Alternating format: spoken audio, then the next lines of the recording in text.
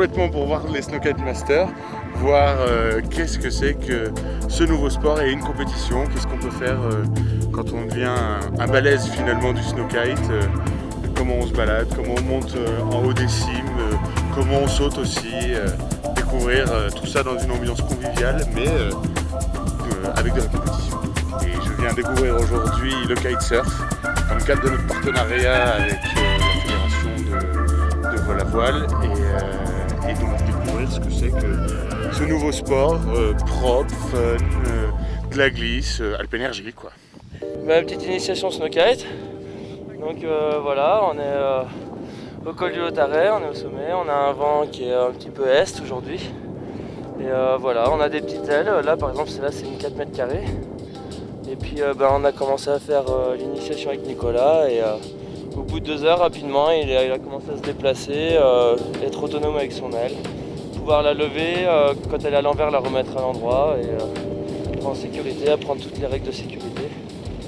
Et être autonome et puis surtout découvrir une activité qui a l'air de lui plaire apparemment. Le col du Lautaret franchement il est magnifique, c'est la montagne à l'état pur.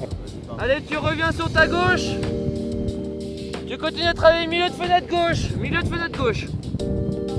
On voit le soleil, on voit les gens qui sont autour comme ça en kite en train de s'amuser, le tout sans pollution, sans rien, c'est vraiment très agréable et on se dit je suis content que ce soit ça l'image de l'alpénergie. Ah c'est super. Encore un petit coup et après tu refais demi-tour. Voilà très bien et reviens vers nous. Regardez comme il se débrouille bien.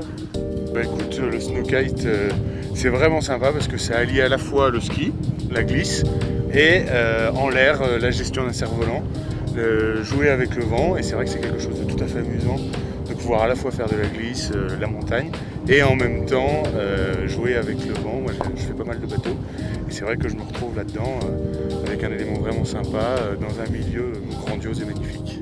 Voilà donc on lui a expliqué les règles de base du snowkite il y a 2 heures à peine et il avait des notions de cerf-volant. Apparemment c'est déjà quelqu'un qui skie plutôt bien et regardez rapidement il est sur un déplacement, il sait lorsque son aile tombe il arrive à la remettre à l'endroit, il connaît les règles de sécurité où il va pouvoir déconnecter l'aile si jamais il a un souci, il arrive à glisser et puis après techniquement c'est assez difficile de revenir au point de départ quand on commence comme ça. Donc voilà, il faut qu'il apprenne encore un petit peu, mais regardez, il se déplace super rapidement et il est vraiment en bonne condition avec une petite aile en sécurité, c'est parfait. Reviens vers nous. Voilà, tu fais demi-tour, tu travailles bien l'aile en bord de fenêtre droite. C'est-à-dire que moi il va falloir m'arrêter parce que là je vais pouvoir continuer un bon moment et pas m'arrêter parce que c'est assez amusant. Je le fais dans un contexte où finalement je me sens complètement en sécurité, on m'a expliqué avant la pratique. Je suis là avec un environnement qui m'apprend, qui me sécurise. Je sais que j'ai une voile qui n'est pas trop dangereuse pour commencer, pour pas m'envoler. Je suis pas très léger, mais c'est vrai que quand on voit à côté ce que font les pros, comment ils s'envolent, on est content de le faire dans un encadrement sûr et bien organisé. Et en plus là il y a plus de vent que tout à l'heure, donc c'est encore plus amusant. En plus, je pense que la voile est un petit peu plus grande. Donc là pour vraiment je bouge et vraiment je m'amuse bien. En tirant plus sur l'avant, en lâchant l'arrière pour que la voile aille se mettre dans le sens du vent et tire vers le haut. Je suis prêt.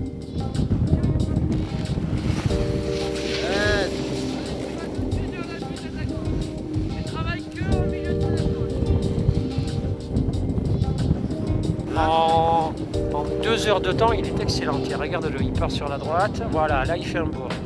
Il maîtrise bien sa voile. Il a le pilotage, il a la glisse. Il regarde encore sa voile. Bon, c'est un peu jeune, mais c'est bien parti. Il descend, il récupère un peu de place par rapport au vent. Hey bro! Hey bro, how you doing? Oh man, what an amazing place! Yeah, Oh, it's so good. He's doing very well, isn't he? yeah, He's doing really good. yeah. It's the first time he's riding. Bon élève, moniteur individuel. 2 heures, il commence à tirer des bords. Ça, c'est fantastique. Il a l'aile qui est adaptée, il a le vent, il a une bonne glisse. Voilà, il a bien compris le maniement de sa voile. Allez Nico! Ah, il est revenu, il a dit je suis chaud, alors on va continuer, on va pas le laisser comme ça. Hein. Tu es toujours motivé? Regarde, professeur. Encore.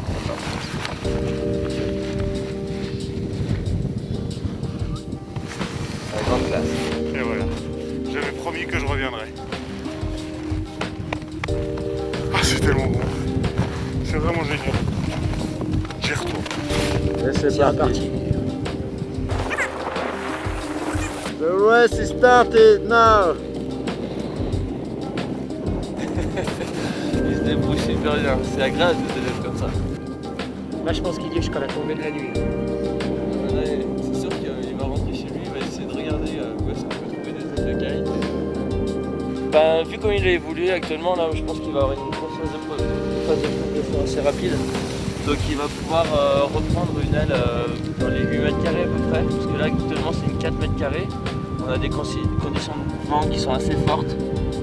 Donc rapidement, si lui il veut pouvoir être autonome dans toutes les conditions, ça va être à peu près ça, 6-8 mètres carrés, il pourra se balader à pas mal d'endroits, dans pas mal de conditions. Et il pilote super bien. Hein. Attends, regarde, il est smooth dans son mouvement d'aile. Parce qu'il y a un truc qu'il faut dire, c'est que les petites ailes comme ça, c'est pas si évident que ça à bien piloter. Parce qu'on a tendance à vouloir rester un petit peu, on est comme un enfant hein, quand on prend le kite. Hein. Dès qu'il est dans le ciel, le cerf-volant, on peut avoir 50, 60 ans ou 10 ans, on est exactement dans le même état d'euphorie. C'est pour ça que ça plaît à autant de gens en fait. On dirait un gamin là maintenant. Ah mais ça fait toujours cet effet là. J'ai même réussi à empanner un terrain de kite. Et ça, je suis assez fier, j'avoue. J'ai compris que la technique, c'est quand il faut empanner, il faut faire un tour à l'oula loops. Et vraiment, je m'amuse de minute en minute, de plus en plus. C'est vraiment génial ce truc. Je suis un enfant quand même. Wow, c'est nickel là. Oh, ça tire, ça J'y tire. retourne, hein. T'y retournes. Allez, c'est parti. Allez, Montre-nous un peu là. Tire des bords. Appuie sur tes jambes là. Ouais. Du speed. Ouais, il est quand même doué. Hein. Je crois que là, vous avez un bon élément. Hein. Je crois qu'on peut dire que c'est un bon élément. Hein. Ah, il va bien. Il a bien pigé le pilotage, il met la voile dans le bon endroit de la fenêtre. Voilà, ça y est, il vient de virer de bord. Puis il se régale, il prend plaisir. Il prend énormément de plaisir. Alors voilà.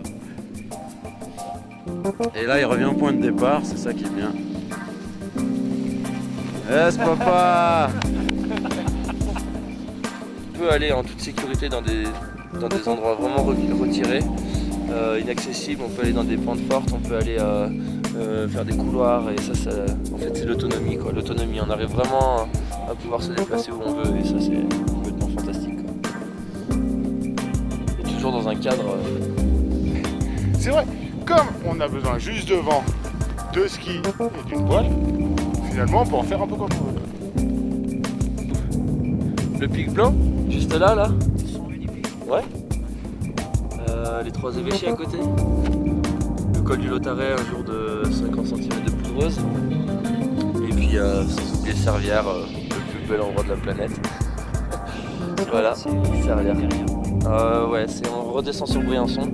C'est à peu près à 5 km derrière Briançon. Skier dans des espaces sauvages, c'est pouvoir se sentir libre en fait. C'est ça qui me donne le plus envie de continuer. C'est toujours cette sensation de liberté. Et ça, dans aucun sport, je la retrouve comme ça, quoi. Cette autonomie de pouvoir se déplacer aussi vite, aussi facilement, avoir des qualités de neige. Génial, ça y est, il commence à glisser, il commence à prendre la vitesse. Et voilà, il fait des virages. Ouais, voilà, il vient de faire un virage. Je pense que quand on fait en respectant la nature, on en parlait il y a 2 minutes, c'est vrai que ne pas chercher à abîmer l'environnement. À côté de ça, quelqu'un qui passe en snowkite avant et après, y a pas la nature n'a pas été abîmée, il y a une belle trace au sol des skis ou du surf, mais en dehors de cette trace qui est complètement renouvelable, on peut le dire, rien de mauvais et que donc, le snowkite c'est une pratique naturelle, c'est une pratique fun et c'est une pratique qui va dans le bon sens.